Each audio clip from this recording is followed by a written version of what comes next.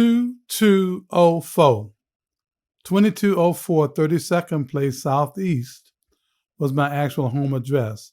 So my brothers and I dallied with the idea of writing a book about our experiences growing up there. Our tentative title was 2204, Our Modern Negro Spiritual, an ode born of the shared affliction we called childhood. We decided against writing it because we agreed that people reading it wouldn't believe that our story was true. It's amazing how much dysfunction people can become comfortable with. In an insane world, insanity is the norm. That held true for us. I lived with my mother, Gwendolyn, my stepfather, Ulysses Sr., and my cousin, Lydell, nicknamed Bubba. Bubba and Mom were born only 3 days apart and grew up together in Mobile. Their relationship grew complicated over the years and eventually ended in animosity upon Bubba's death.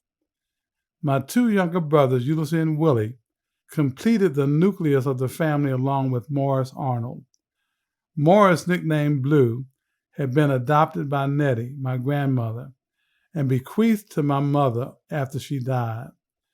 My cousin Terry had lived with us for several years prior to our move, but went home to Mobile at the beginning of the school year. Morris stayed, and we considered him our cousin, although no formal adoption papers had ever been signed. His was a complicated story as well. We also had 3 dogs, Trixie, Duke, and Tiki, and a slew of unnamed critters. We had birds, fish, and rabbits during our stay in Southeast. This menagerie completed our blended family. We lived in the nation's capital, the big city, and because of that, there was always a carousel of relatives and friends that came to visit and stay in the hope of new opportunity. Let me add to that a list of guest babysitters who came to watch over my brother while my mom worked. I believe we were comfortable with this constant traffic flow of family because it was what we grew up with in Mobile. I had always regarded it as our Southern legacy. In Mobile, all my family lived within 4 blocks of one another, except for my Uncle James, who died at 32 and lived with his wife and 2 daughters. Such close proximity bred familiarity and the tensions that came with its related contempt. For good or bad, family was family, and whether we got along or not, we were blood, and that meant helping each other out. So, when we moved north for better opportunity, some family came along. That 3-bedroom, 2.5-bathroom house was the home to many of my Alabama family. At first, Terry, Morris, and I stayed in a single bedroom upstairs, but as family migrated in and out, that arrangement changed. We had the basement redone, including the garage, to accommodate the traffic. Cycling in and out were my cousins Deborah, Ben, Arthur, Sylvia, and her husband Carl.